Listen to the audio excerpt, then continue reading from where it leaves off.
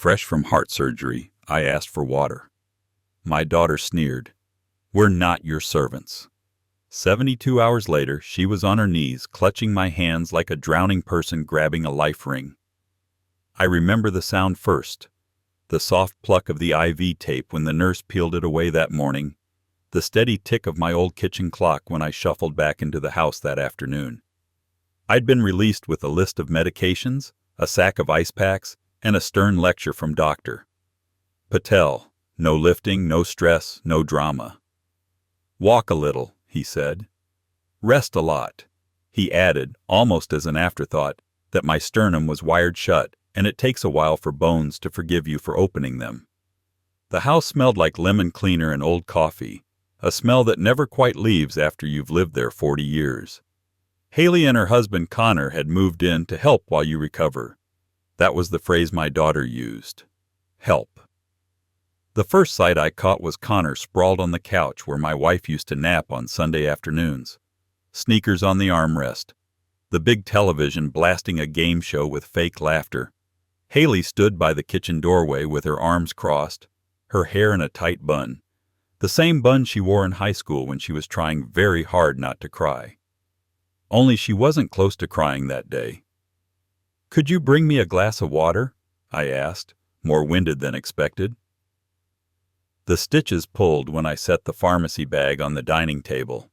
Haley cocked her head like I'd asked her to move a piano. "The kitchen's right there, Dad." I braced a hand on the chair back and felt the ache rip across my chest. I had a piece of my breastbone held together with wire and plastic. I'd flatlined once, twice, if you count the moment they told Connor in the waiting room that he couldn't vape in the hospital, and he declared me basically fine if they're letting him complain about nothing. "Get it yourself," Haley said. "We're not your servants." The sentence sat there like a shard of glass on a white tablecloth. I could see my own face in it, surprised, smaller than I'd imagined, older. Connor didn't even look away from the TV. He just shifted the remote, thumb hovering like a king with a scepter. I walked to the sink because there are moments you choose between pride and a breath of water, and that day water won. The glass was heavy, the tap a little sticky, and I had to lean the rim against my lip because my hands shook more than I wanted. I stood there feeling the ache settle, feeling something colder settle behind it. Haley watched me drink the whole glass, her expression unreadable. The kind of expression people practice when they don't want to admit they've made a choice. "Thank you for letting us stay," she said finally, like she was rehearsing a line for a dinner party. "It's been convenient." Convenient. That was the word. Like a toaster, like a garage. I nodded because I've learned nodding keeps a conversation from becoming an argument, but I stopped nodding when I noticed the new stainless steel blender on the counter. The one with the price tag I knew by heart from the catalog. The one I certainly hadn't bought. A word formed in my mouth before I knew I was speaking. 72 hours, I said. Connor laughed. "For what?" "For you to move out," I said. 3 days. You and Haley are out of my house. Haley's chin lifted. "You wouldn't." I stood straighter than my body wanted. The room swayed for a moment like a boat on a lazy dock, but I kept my eyes level. "I would," I said. "And I will." Connor's smile thinned. "You can't just throw family into the street. Tenants have rights." "You're not tenants," I said quietly. "You never paid me a dime." The remote clicked. The television became a big, dark mirror. In it I saw the three of us. My daughter stiff as a post, her husband with that lazy amusement I used to see on teenage boys who didn't realize a teacher had already written their name down, and me, an old man clutching a glass with a hospital bracelet still circling his wrist. I set the bracelet on the table next to the discharge paperwork. 3 days, I said again. "By then you'll be somewhere else." Connor laughed again, but it didn't echo. "Sure, champ." Haley stared at the bracelet. "Dad, I need a nap," I said. "We'll talk later." I took the nap because if I'd taken the argument, I'd have lost more than my breath. I woke to the neighbor's dog and a headache. The clock read 4:19 p.m. I pushed up slowly and found the strength you find when you realize you either call someone or you keep quiet forever. I called someone. "You sound terrible," said Ramon.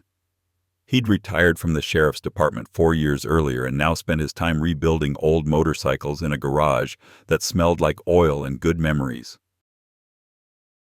We'd worked the same job site 30 years ago, the one where we poured concrete with frost on our mustaches, and stayed friends when other men drifted away.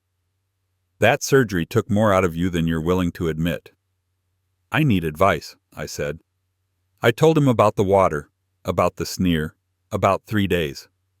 On the other end of the line, he didn't say I overreacted. He didn't say it was grief or pain medicine. He said, "Document everything." Everything? Time, words, the way they treat you. Elder abuse is not a movie of someone pushing you down the stairs. It's calling you names. It's refusing care. It's getting access to your accounts and helping themselves. You document the pattern, and then you call me, and then we call the right people. You don't change the locks in the middle of the night and become the bad guy in your own house. "What about the 3 days?" I asked. "3 days is a plan," he said, "but plans need paper." After I hung up, I called Denise Wu. She'd handled the probate when Margaret died, and she was the kind of attorney who made judges put their glasses on. "I can see you at 8 sharp tomorrow," she said. "Bring everything. Bring yourself, Haley, and Connor." "We'll get a letter," she said. "But I want a doctor's note and any proof you've got. If there's a protection order to be had, we'll get it." I set the phone down and made myself walk through my house the way a stranger would. Front door, back door, windows, my bedroom, the closet, which now smelled faintly like a stranger's cologne I wouldn't wear. In the top drawer of my dresser sat my late wife's rosary and a handful of letters. In the bottom drawer sat old tax returns and the deed to the house. The deed didn't glance away when I looked at it. It said my name and my address and fee simple absolute, and the paper didn't know my sternum hurt. I placed the deed in a folder. In that same folder, I put printed statements from the last 3 months. Electric, water, a credit card I kept on ice with a frozen limit for gas and groceries. That's when I saw it. Charges that weren't mine. Boutique appliance store. Online electronics. A luxury athleisure brand Haley liked in high school. The totals were too big to be mistakes and too precise to be coincidence. I took photos of the statements with my phone and forwarded them to myself. Then I did something I hadn't done since that time Connor borrowed my drill and returned it a year later with a different battery pack. I placed an old digital voice recorder on the mantel, tucked behind the framed photo of Margaret at the beach. I put my phone on the table where one could forget it on purpose. And I waited. At 5:20 p.m. I heard Connor in the kitchen. The blender whirred and he shouted across the noise, "Babe, this smoothie is amazing." Haley bumped a cabinet shut. "Should be. That thing costs more than my first car." "Yeah," Connor said. "And it's not our money." "You think he'll really throw us out?" Connor laughed. "He can barely stand up. What's he going to do? Drag us to the curb?" "Please. He's all talk." "You heard the doctor. He has to rest. Besides, once we get the HELOC approved, we'll be out of here anyway." "What if he doesn't sign?" "He doesn't have to," Connor said confidently. "There's a way to draw on existing equity for elder care needs. The bank loves that story. You just need the right paperwork, power of attorney, caregiver affidavits, stuff like that. He's already fragile. He'll sign anything if you make it look like it's about his safety." Haley lowered her voice. "He's my father, Con." "Exactly," Connor said. "He owes us a future." The recorder hummed softly to itself behind Margaret's picture. I leaned my head back and took a breath that felt like swallowing a dry stone. That night I slept in the recliner downstairs because stairs and stitches don't get along. I drifted in and out of a shallow doze while the television laughed at nothing. At some point, I must have knocked the discharge folder to the floor because when I woke at 2:10 a.m., the house was quiet and the papers were neatly stacked on the dining table like an altar. I crept close enough to see an index card sitting on top in someone else's handwriting. Don't forget meds. A small kindness. Haley, I hoped. Then I noticed the pen indentations on the next page, my signature traced over and over in slow practice. A circle around the date, a line drawn to the words consent and authorization. I held the paper up to the lamp and saw the faint ghost of my own name, repeated until the hand got steadier. My hand. Their pen. Denise's office smelled like a hotel lobby. Neutral flowers, quiet air. A bowl of individually wrapped mints designed to make you think of new beginnings. She listened without interrupting. When I finished, she didn't say I'd imagined it. She didn't say to go home and rest. She asked for the recorder. We played the conversation. She jotted down the timestamps. Then she asked for the bank statements and clicked her pen quietly when she saw the charges. You never authorized them as users on your card? She asked. No. You never made them tenants? No written lease? No. Good, she said. They're occupants by permission. Permission can end. She turned to her paralegal. File an ex parte request for a temporary order for protection from elder abuse. Attach the discharge summary, the audio transcript, and the bank statements. Include an affidavit about the medication schedule and his current limitations. Add a request for exclusive possession of the residence and for law enforcement standby if granted. She looked back at me. I'm going to argue you're in immediate danger of further financial exploitation and neglect. Neglect? Refusal to provide care to a dependent elder qualifies, she said. You asked for water. They refused. You're fresh out of surgery. That's not a family squabble, Mr. Randall. That's a red flag. I tried to argue that I was fine, that I could have walked to the sink eventually, that I'd handled worse. She placed a hand on the folder. You've handled worse because you had to, she said. You don't have to now. We had a judge by noon. Denise called the clerk while her paralegal printed the emergency packet and highlighted the passages the way teachers highlight before they grade you. We waited in a bench bleached by sunlight that didn't feel warm. I watched people pass, men in ties, women in heels, a boy in a hoodie that might have been stolen from his older brother. When our case was called, the courtroom amplified everything. The hush when we walked forward, the stutter of my breath when I tried to keep my voice even, and Denise's steady clarifications as she walked the judge through the evidence. Any history of violence? The judge asked. No, I said. Just this. The judge tapped a pen. Where is your daughter today? At my house, I said. I told them 3 days. Then let's make sure those 3 days aren't the longest of your life, he said, and signed. We left with a temporary order that said more than "you're not welcome." It said, stay away from his accounts, his papers, his person. It said, law enforcement may assist with service and with standby when he returns home. It said, this is his house. On the street outside the courthouse, Denise looked smaller than she had in the courtroom. Lawyers always do, like stage actors when the curtain drops. 2 more things, she said. You're transferring the house to your living trust today.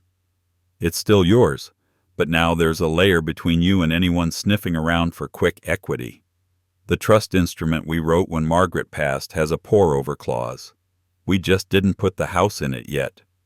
I never thought I'd need protection from my own child, I said. That's not what this is, she said gently.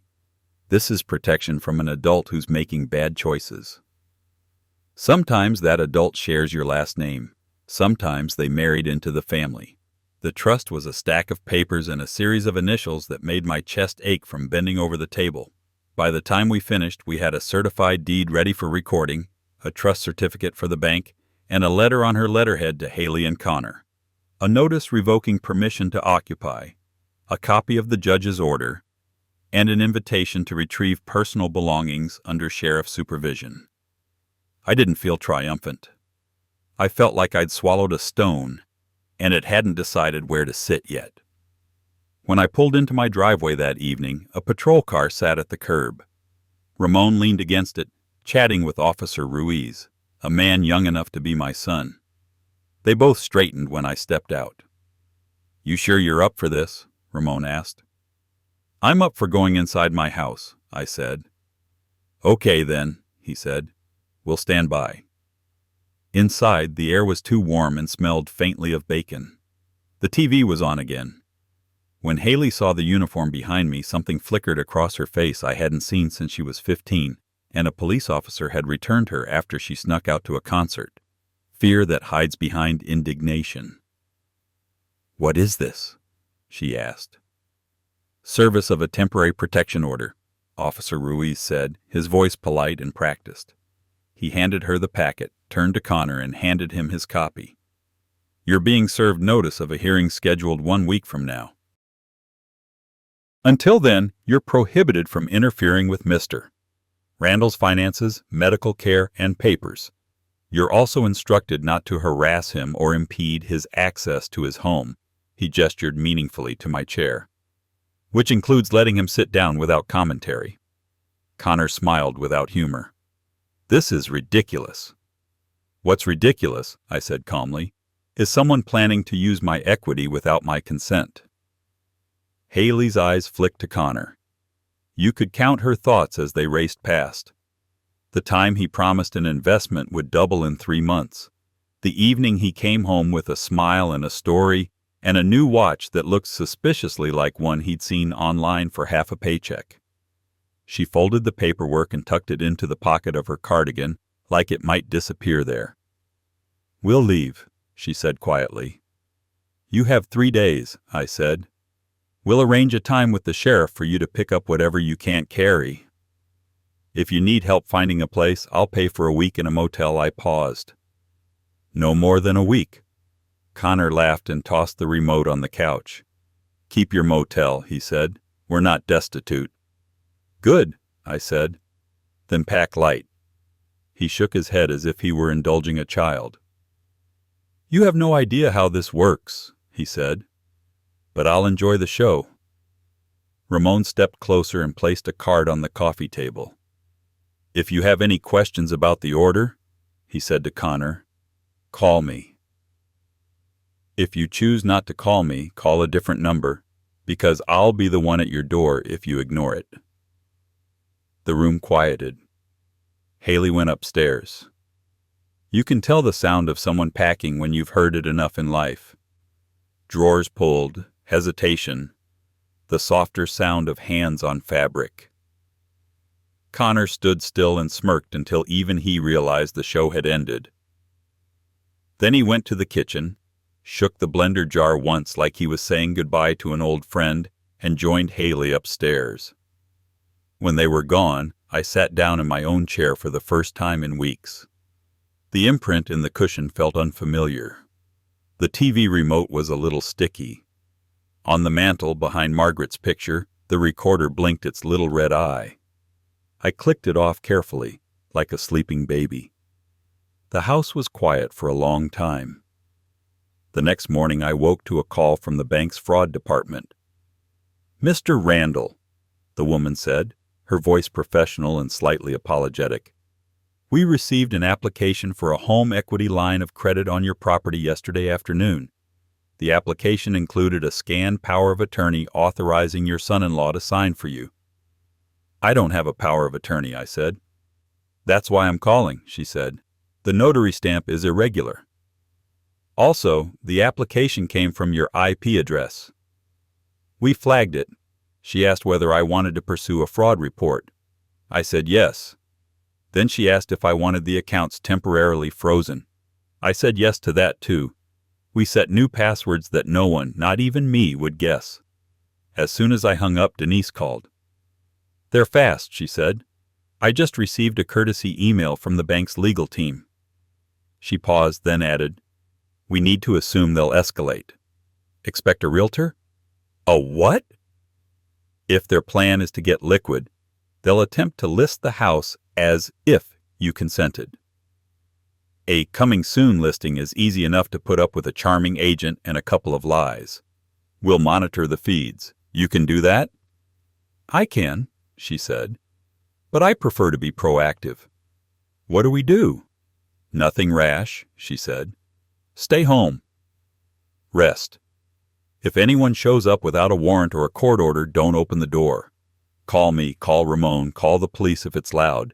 And if you find anything, keep recording." I kept recording. At noon, Connor left with a laptop bag and a face that said field trip. Haley remained upstairs. Around 3 o'clock, I heard her moving again, and a half hour later, she came down in a simple dress I remembered from a nicer time. She looked at the framed picture of her mother and then at me. "We're meeting a man at 4, she said. "What kind of man?" "Just a man." "I've met a lot of men," I said.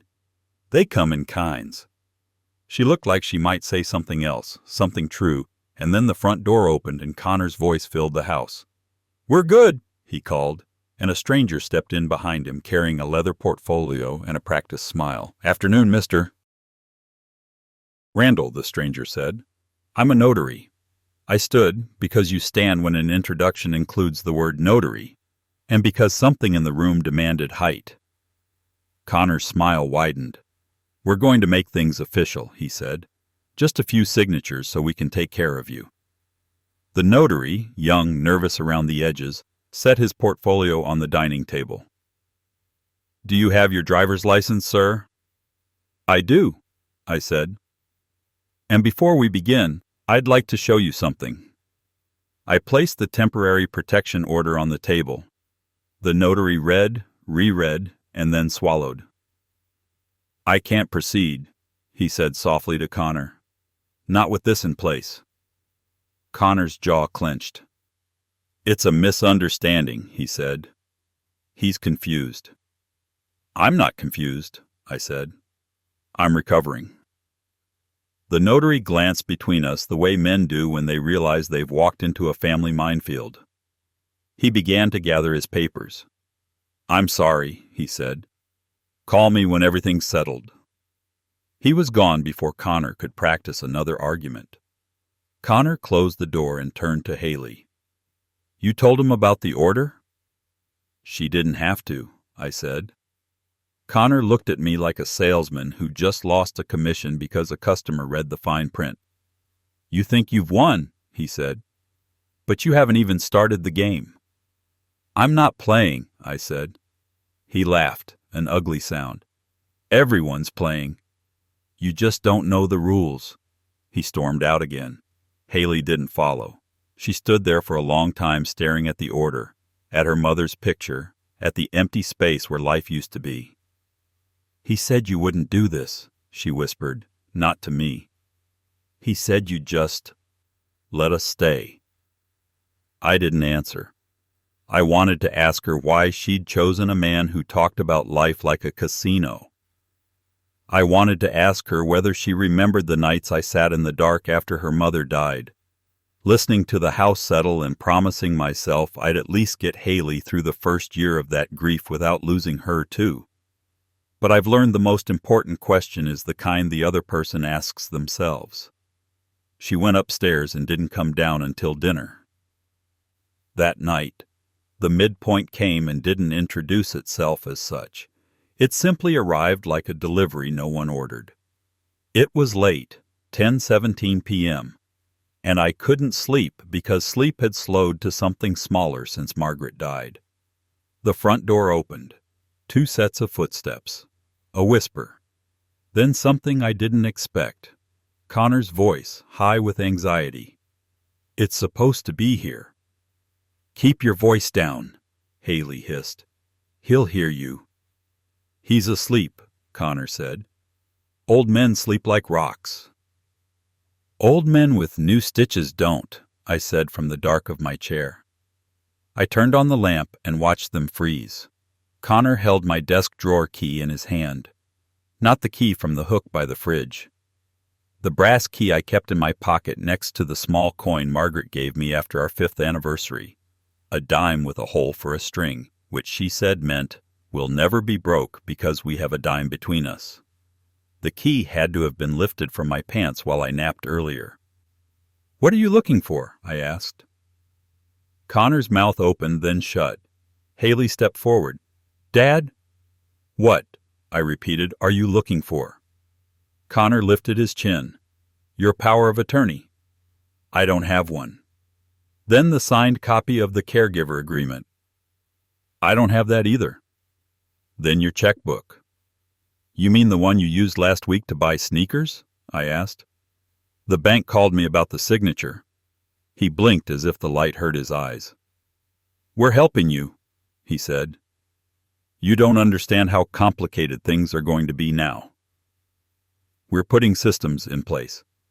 Systems, I said, because the word deserved to be said back to him. At 10:17 at night. He rattled the drawer. It didn't open. Give me the key. I lifted my phone. Before he could say another word, I pressed play. The living room filled with their voices from the night before. The blender, the talk of equity, the bank, the plan to get my signature because elder care needs make good stories. Haley flinched like the sound had a physical weight. Connor's face went blank, the kind of blank men wear when they're planning the next lie. That's illegal, he said. Recording people without their consent. It's legal in this state, I said. And even if it weren't, I'm old enough to remember that wrong and illegal are different sizes of the same shoe. You think a judge will believe you? He asked. I don't need him to believe, I said. I need him to read. He looked around like he might find an exit he liked better. Then he pushed past me toward the door. I'll be back, he said. You won't, I said. That key in your hand belongs to me. He dropped it on the hall table with a little clink that sounded like the truth settling in. Haley stood there, cheeks flushed, eyes glossy and dry at the same time. She looked like the girl who broke her wrist in 7th grade and hid it for a day because she didn't want me to worry. Dad, she said, he's just stressed. So am I said. We can both be stressed without stealing. She looked at the floor. We'll leave in the morning. You could leave now, I said. She lifted her eyes then, and there was something in them, pride, habit, love, fear, hard to separate from across the carpet. I don't want to do this, she whispered. I don't want to pick between you. You don't have to pick, I said. You just have to stop choosing wrong. She smiled a little, but it didn't reach the place where smiles matter. She went upstairs slowly. I stayed downstairs until the recorder filled another hour with silence and my own breathing. I slept 1 hour and dreamed of a time when Margaret laughed so hard at a movie that she choked, and I patted her back with both hands, and then both of us laughed at the sound. I woke with tears on my face and hated it, because tears rob you of leverage even when no one's watching. In the morning, the coming soon listing went up exactly as Denise predicted. A neighbor called me, Mrs. Henderson from across the street, the only person I know who can say ridiculous like it's a biblical judgment. Your house is on the internet, she announced. Do you know? I do, I said, and it isn't. She brought over a printout. A pretty picture of my front porch with a caption that used words like cozy and investment opportunity. The agent's name sat in a neat font. I called Ramon. He came in 10 minutes with that quick gait retired officers keep when they pretend they're no longer in a hurry. Denise filed an emergency motion. The judge issued a restraining order against the listing. The agent backpedaled so fast you could hear the squeal. We were given assurances, he said. We were told you wanted to downsize. I want to breathe, I said. That's downsized enough. That afternoon, a bank manager called back.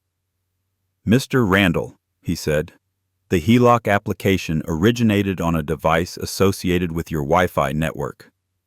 Based on your statements and the protective order, we've forwarded the matter to law enforcement. Thank you, I said. Also, he added, someone attempted to use your debit card last night at an ATM across town. We declined the transaction. We have a security photo he sent it. Connor in a hoodie, looking less like a mastermind and more like a man who thought hoodies turned him invisible. At dinner, the house was quiet because no one sat at my table except me. I ate Margaret's meatloaf from the freezer, and for the first time in a week, it tasted like memory instead of obligation. I went to bed early and dreamed of our first apartment, where the ceiling leaked and Margaret put a mixing bowl under the drip and said, "This is what people mean by a tin roof lullaby." I woke to a pounding on the door. Day 3. Tires outside. Voices. Haley's voice, thin and shaky, then calmer as if coached. I peered through the peephole. Connor stood with a man in a sports coat and a woman with a clipboard. The woman wore the kind smile professionals wear when they've built walls between themselves and what they do. "Mr. Randall," she called. "Adult Protective Services." I opened the door. "Good morning," I said, "because you greet people even when they bring storms." The APS worker introduced herself. Karen. She explained there'd been a report that I was confused, that I'd become paranoid, that I'd locked myself in my house and refused care from family members trying to help. "We take these reports seriously," she said. "So do I said. She studied my face, my posture, my front steps. "May I come in?" "Without him," I said, nodding at Connor. The APS worker glanced at him, glanced at me, and nodded. "Of course." We sat in the living room. Karen asked questions the way good people do, gently but very directly. Did I know what day it was? Did I take medications on schedule? Could I identify the president, the governor, the street I live on? I answered. I showed her the list of meds, doctor. Patel had printed. I showed her the pill organizer my neighbor had filled yesterday while I watched, so we could both be sure. I showed her the temporary order. I showed her the recording. She listened. She took notes. She asked for permission to speak with my physician. I granted it. When we walked back to the door, she left me a card and a sentence I liked. "Call me if anything changes," she said. And for the record, you're not confused. On the porch, Connor was pacing. "What did he tell you?" he demanded. "Sir," Karen said, her kind smile now edged with something professional, "we evaluate our clients privately." "He's lying," Connor said. "He's always been like this." She didn't answer that. She walked to her car.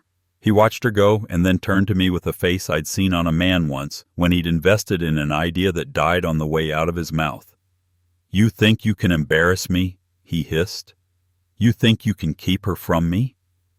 "Keep who?" "Haley," he said. "She's my wife." "She's my daughter," I said. "Then act like a father," he snapped. "Then act like a husband," I said back.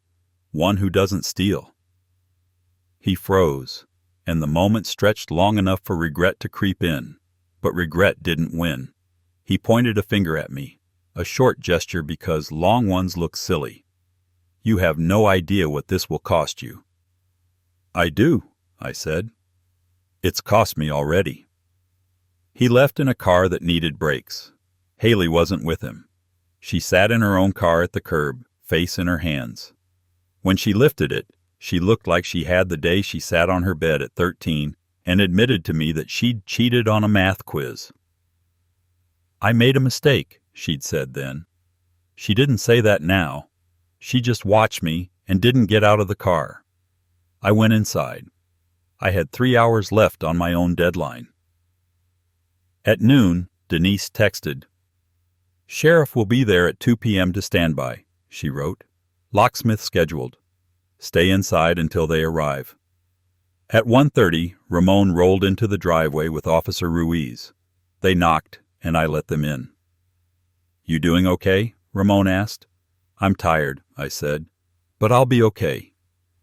The locksmith arrived at 1:55, a man with 4 arms like tree trunks and a voice like an apologetic cello. "Won't take long," he promised. "I'll rekey the doors and install reinforced strike plates.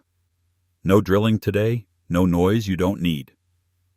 At 2, the sheriff's car rounded the corner. The deputy stepped out and adjusted his belt the way deputies do when they carry the practical weight of the state. "Mr. Randall," he said, "we're here to maintain the peace while the order is enforced." At 2:10, a second car pulled up. Connor again. This time he'd brought a friend. 2 friends, both thin, both with the same look of men who'd rather watch than work. They stayed on the sidewalk. He swagged up the path like swagger was a way of moving. "You're really doing this," he announced, rallying his courage in front of the deputies. "You're really going to humiliate your own daughter." "This isn't about Haley," I said. "It's about me." "Everything's about you," he said bitterly. "Your house, your rules, your money, your daughter's life. Her life is hers," I said. "What about the motel?" he mocked. "Your big act of generosity." "It's waiting for you," I said. 7 nights, paid in full. I don't want your charity." "Then you should have chosen a different lifestyle," I said. "One you could afford." The deputy stepped between us casually. "Sir," he said to Connor, "we're just here so everyone stays calm." Connor opened his mouth, closed it, opened it again. Anger only fuels men for so long before it sputters in the air. He pivoted on his heel and waved to Haley, who had parked behind him and now stood beside her car with her arms wrapped around herself like a child in the wind. She didn't move. "Let's go," he shouted. She didn't go. He walked to her, leaned in, spoke through gritted teeth. Not a shout, a whisper with blades. She shook her head. He slammed his door so hard it sounded like an accident. He drove away with his friends, leaving her on the curb. I didn't go to her. I stood on my own porch and pretended my heart surgery had made me wise instead of fragile. She stood on the grass and watched the locksmith swap the old cylinders for new ones. When he finished, he gave me 3 keys on a ring. I took one and pressed the other 2 into Ramon's hand. "Keep one," I said. "Give the other to Denise." "That's what friends are for," he said. We all stood there and breathed for a minute. Then Haley approached the porch, moving cautiously, as if a sudden word might set off a trap. She sat on the top step. She looked at my shoes, at the thrumming vein in my neck, at the new keys in Ramon's hand. "You meant it?" she said softly. "I did," I said. She pressed a palm to her eyes. When she took it away, her mascara had smudged, but she didn't wipe it. "We put a down payment on a condo," she said. "We don't actually have it. It was non-refundable." "You were sure you'd get the money from the house," I said. "We were sure you'd sign. And when I didn't, we had other ideas." "At the ATM?" I asked. She flinched. "He said it wasn't illegal if I had your PIN." "You didn't have my PIN," I said. "I had most of it," she said. 2 numbers wrong." "Almost is for horseshoes," I said. It was something my father had said, and I hated hearing it in my own voice. She took a breath that looked like it hurt. "I was wrong," she said. The deputy cleared his throat subtly, a reminder that time and law existed even when families tried to pretend otherwise. Ramon looked at his watch. The locksmith packed his tools. I nodded at the driveway. "Your car is full," I said. "If there's anything else, we'll schedule a pickup." "With a deputy." She nodded, too quickly. She stood, swayed, sat. Then, as if gravity finally picked a side, she slid off the top step, onto the grass, onto her knees in the late afternoon light. She pressed her hands together and looked up at me, not in a pose of prayer so much as a pose of surrender, and whispered, "Dad, please." That was the moment. Not the papers, not the locks, not the deputies, who politely turned their faces toward the street. Not even Connor's anger draining away into the hot afternoon. The moment was my daughter kneeling where she'd played hopscotch as a child, the grass cool under her knees, her eyes the same blue that had borrowed light from Margaret's for 32 years. "Please what?" I asked. "Please give us time," she said. "Please don't press charges. Please don't make me testify against my husband. Please, don't hate me." I didn't hate her. I hated the choices she'd made and the man who'd encouraged them like a conductor encouraging a bad orchestra. I hated the way grief makes people selfish if they never learned how to sit with pain. I hated my own foolish hope that time would fix what time had fractured. "You have a week in the motel," I said. 7 nights. After that, you have a job in the office at the warehouse. Denise's husband needs a temp, and I asked him to skip the interview. You'll start Monday. Show up. No excuses. She blinked. The warehouse? I haven't. You're smart, I said. Learn. Connor can do what he wants, I said. But if he sets foot on this property again without permission, he'll meet Ramon in a pair of handcuffs. If he calls me, I won't answer. If he tries to access my accounts, he'll go to jail. If he threatens you, you call Karen at APS and the police in that order. She swallowed, the way people swallow when they taste their next year all at once. She lowered her head and cried without sound for a few seconds. Then she stood, wiped her eyes with the back of her hand like a child, and nodded. I'm sorry, she said. I know, I said. She walked to her car slowly, as if each step required permission. At the door, she turned. Dad, she said, can I call you tomorrow? You can, I said. Call after 9. I sleep early now. She smiled a little, and this time it touched the place where smiles live. She drove away. Ramon handed me the keys. You did good, he said. I feel terrible, I said. That's because you're a decent man, he said. Decent men feel terrible when they do necessary things. The deputies left. The locksmith left. The sun moved in that steady way it does no matter what you put under it. The house sighed, the way houses do when they remember their bones. You might think that's the end, but life pays you out in monthly installments. 2 weeks later, Haley walked into the warehouse wearing a plain blouse and sensible shoes. I sat in the break room, not because I needed to be there, but because I wanted to be where she couldn't pretend not to see me. She poured coffee she didn't drink and asked the office manager, Erica, a woman with a voice like sandpaper and a heart like warm bread, where to sit. Erica pointed to a desk, then pointed a finger at her. We don't tolerate late, she said. We don't tolerate phones at the desk. We don't tolerate boyfriends hanging around. Learn the software and you'll be fine. Haley nodded. She worked. She called me 3 times that week. The first was to thank me for the motel, though the thanks sounded like something she'd read in a pamphlet about gratitude.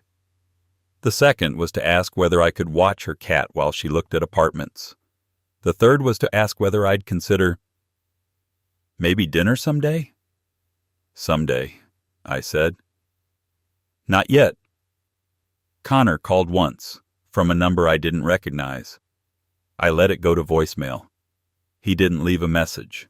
A credit monitoring service I'd never bothered with before texted me 3 times. Attempt to open account blocked. Attempt to change password blocked. Attempt to add authorized user blocked. Each time I felt the little click of a lock sliding into place in my spine. The hearing came. Denise stood. The judge glanced at me, at Haley, at the paralegal who slid the transcript across the polished wood. He extended the order. He didn't scold. He didn't moralize. He did his job with the efficiency of a man who's seen too many similar files and wishes he'd seen fewer. When it was over, Haley squeezed my hand in the hallway and whispered, "Thank you."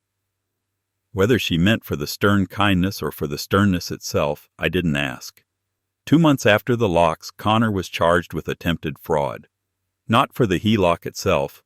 Prosecutors rarely bother with attempts when failures do the job. But for the forged power of attorney that passed through an email server that didn't like being used for crime. He took a plea, community service, a fine, probation. The judge told him to get a job that paid actual dollars. Haley moved into a modest apartment with thin walls and a good lock. She sent me a photo of a small table with a single vase. "I like the light here," she texted. I drove over with a toolbox and tightened the screws on the cabinet doors. I replaced the batteries in the smoke alarm because fathers do that even when the alarm still works. I left without staying for dinner because Grace needs space to grow. Karen from APS called once to check on me. "You're a rare one," she said.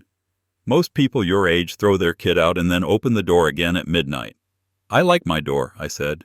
Keep it, she said. Ramon came by on Saturdays with a bag of donuts that smelled like donuts smell when your friend is a man who has learned to enjoy small perfection. We sat on the porch and talked about nothing.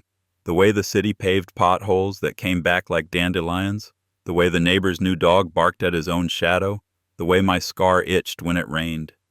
He never used the word proud. He never needed to. On a Wednesday in late autumn, I walked into the kitchen and the sun hit the sink just right. I filled a glass and watched the way light turned water into something richer than itself. I took a sip and didn't grimace when the cold hit my chest. I set the glass down with care and felt like I'd set down something heavier. The phone rang. It was Haley. "Dad," she said, "I got moved to full-time. Benefits. A raise after 45 days if I meet my metrics." "That's good," I said. "I thought you'd say that," she said.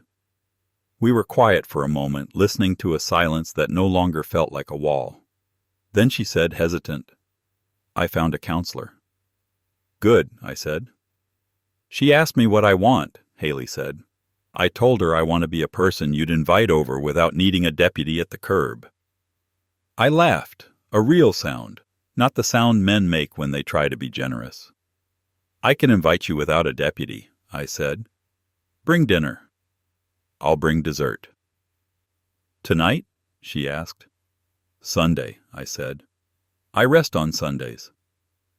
It was my way of saying we're going to do this the slow way now, or not at all. On Sunday, she came with grocery bags that didn't cut her wrists because she bought less than she could carry. She brought chicken and vegetables and a recipe printed from the internet. We cooked in my kitchen like two people learning a dance that once was natural. She spilled pepper. I got sauce on the burner. We laughed like people who remember how. At the table, she took a breath and looked at me the way people look at road signs when they're not sure where they are. "I can't undo what I did," she said. "No," I said. "I can fix some of it," she said. "You can," I said. "I will," she said. We ate. We did not talk about Connor because some names sit like hooks in a conversation and tear it when you pull.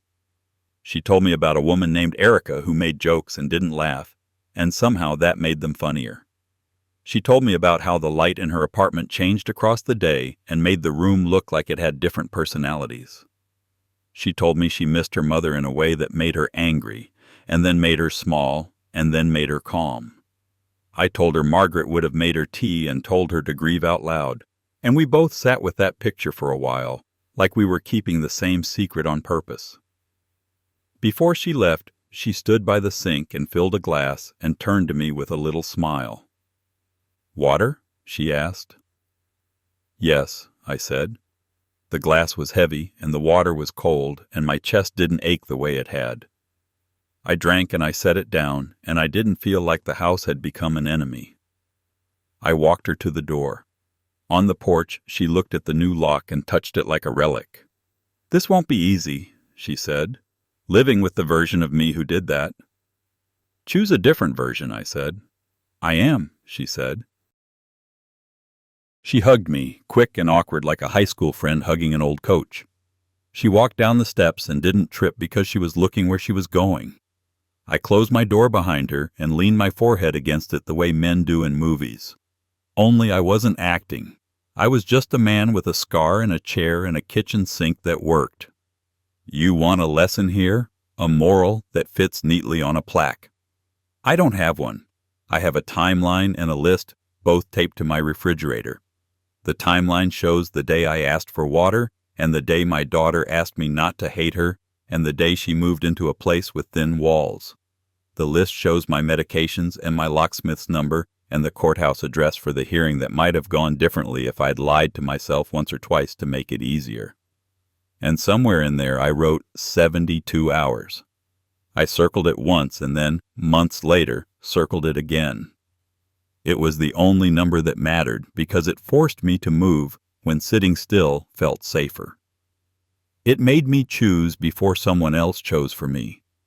It turned me from a man who would rather go thirsty than disturb anyone into a man who knows he's allowed to ask for a glass of water in his own house. One morning, deep winter now, the kind where your breath hangs like a promise and disappears, I found a small envelope on my porch. No stamp, my name in Haley's handwriting. Inside was a photo of her and Margaret on the day Haley graduated high school. Sun in their hair, eyes the same. On the back, Haley had written one line, "I'm trying to be the daughter Mom would be proud of." I slid the photo into the frame behind Margaret's picture on the mantel. The recorder isn't there anymore. I don't need it. The house remembers even when I forget. The house knows what it means to survive the people who use it like a stage for their worst day and their worst idea. I walked into the kitchen. I filled a glass. I stood in the light and drank, and the water was so ordinary I could have cried from relief. I didn't. I just took another sip, set the glass down, and listened to the quiet tick of a clock that has learned, finally, to keep time with my own. This is my grandfather's story. He lived it, I just share it. Subscribe for more true stories worth remembering.